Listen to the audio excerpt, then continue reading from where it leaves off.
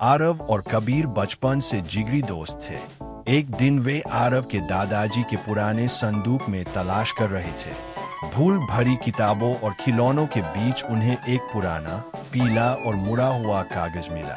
कागज को खोलकर देखा तो वह एक जादुई नक्शा था। नक्शे में एक घुमावदार रास्ता बना था जो एक हरे भरे जंगल तक जाता था। आखिर में एक बड़े ताले का निशान था जिसके नीचे लिखा था, जादुई जंगल का खजाना केवल बहादुरों के लिए। कबीर ने कहा, क्या ये सच है? आरव मुस्कुराया, कल चलकर पता लगाते हैं। अगले दिन दोनों ने बैग में टॉर्च, पानी, बिस्किट और नक्शा रखा और निकल पड़े। नक्शे के निशानों को फॉलो करते हुए वे एक टूटी फूटी लकड़ी के पुल तक पहुंचे। पुल के नीचे तेज बहाव वाली नदी थी। कबीर ने घबराकर कहा, ये तो कभी भी गिर सकता है।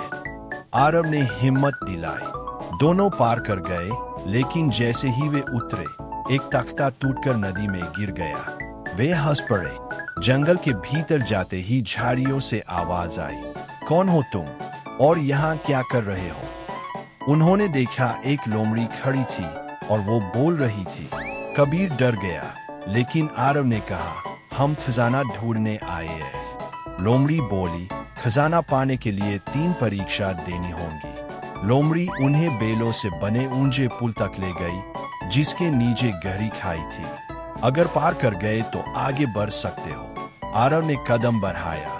पुल हिला, लेकिन उसने संतुलन बना लिया। कबीर भी डरते डरते पार कर गया। लोमड़ी ने कहा, पहली परीक्षा पास। दूसरी परीक्षा थी सच्चाई का फूल। जंगल में हजारों रंग बिरंगे फूल थे, लेकिन सच्चाई का फूल तभी मिलता था जब कोई झूठ न बोले। कबीर ने कहा कि उसे डर नहीं लगता, पर असल में लगता था। फूल गायब हो गया। आरव बोला, डरना कोई बुरी बात नहीं कबीर। तभी सुनहरी रोशनी में एक फूल प्रकट हो गया। तीसरी परीक्षा थी खजाने के रक्षक से सामना। वह एक विशाल रंग बिरंगा तोता था। उसने पूछा, खजाने का क्या करोगे? आरव ने कहा, सब में बांट देंगे।